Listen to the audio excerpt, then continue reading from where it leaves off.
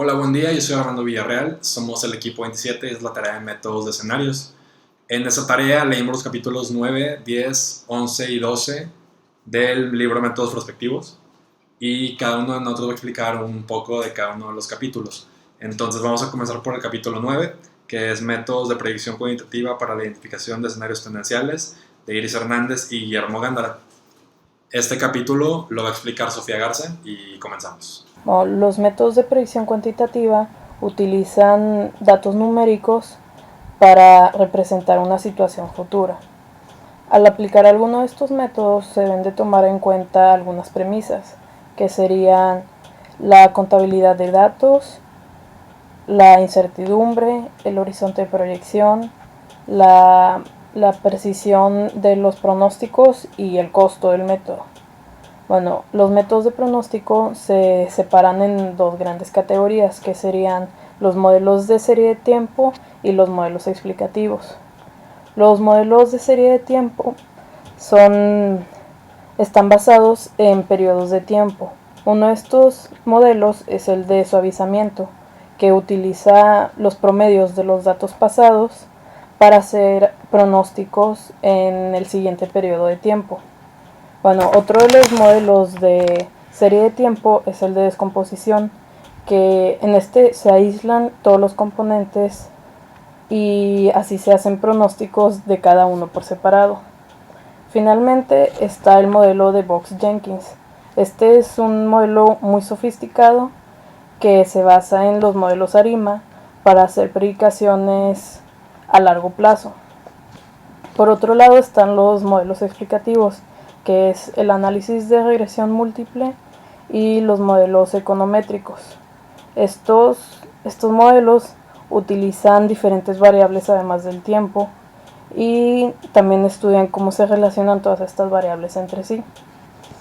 Bueno, utilizando algunos de estos métodos se pueden identificar los escenarios tendenciales, que son los diferentes futuros posibles de una manera pues cuantitativa.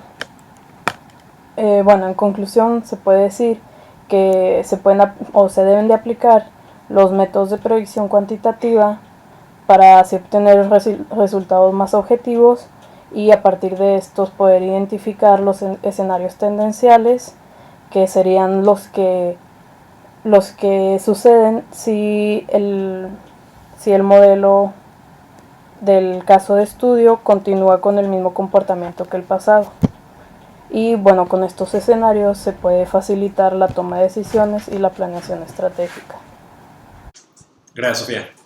Bueno, ahora toca el capítulo 10, métodos de Peter Schwartz para la identificación de escenarios posibles, de Juan Paul Farías Peña. Este capítulo me corresponde a mí.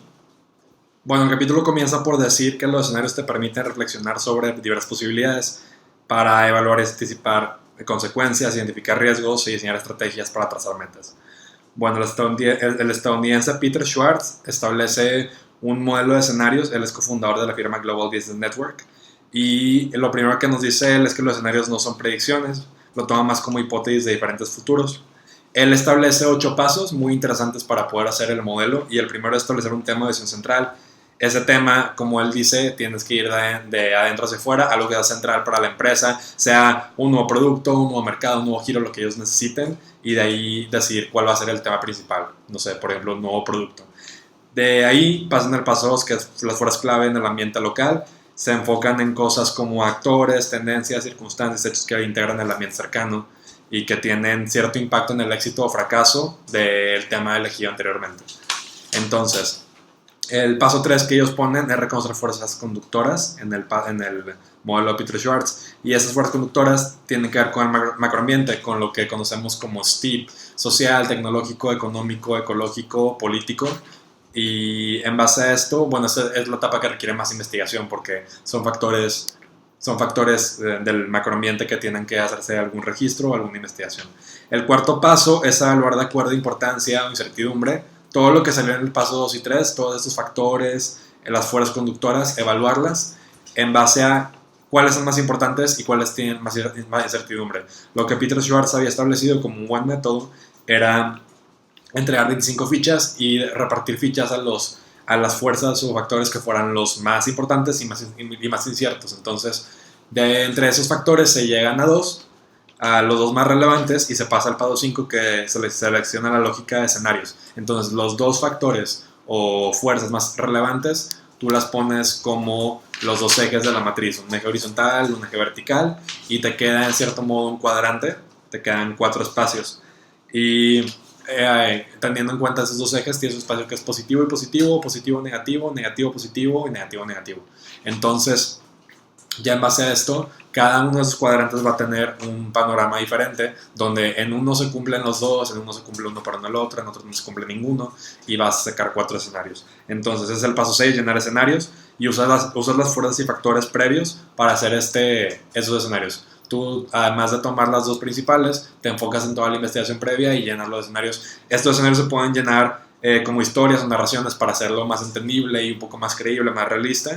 Y puedes hacerlo como títulos de periódicos, como ganador y perdedor, como evolución, buenas y malas noticias. Hay diferentes métodos en los que se puede ir explicando cada uno de los escenarios.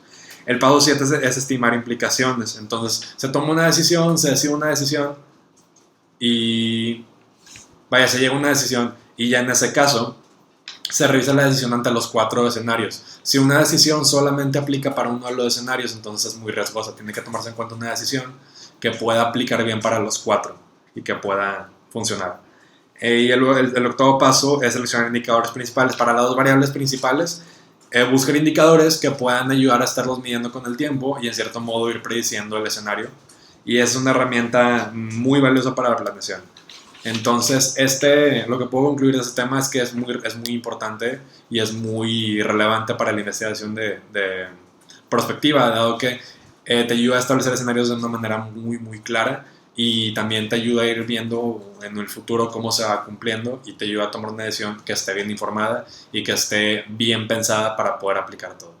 Bueno, pasaremos ahora al tema 11, que es matriz de impacto cruzado para la probabilización de escenarios, de Lorena Naya González. En este tema nos van a apoyar Valeria Aurelia Hernández y Marifer Rodríguez. Adelante. Hola, pues hoy vamos a hablar sobre la matriz de impacto cruzado para la probabilización de escenarios. Y bueno, esto fue puesto en práctica en 1972 y también en el 73. Fue por Michael Godet con el fin de encontrar escenarios probables y al mismo tiempo encontrar escenarios alternos a la situación que se presentó, a la situación dada. Bueno, para poder identificar estos escenarios se tienen que realizar preguntas muy concretas para minimizar toda la ambigüedad en aquellas respuestas, y esto con el fin de encontrar información relevante que pues en base a los conocimientos y la experiencia de los actores pues saque puntos importantes o resalte puntos importantes de cada escenario.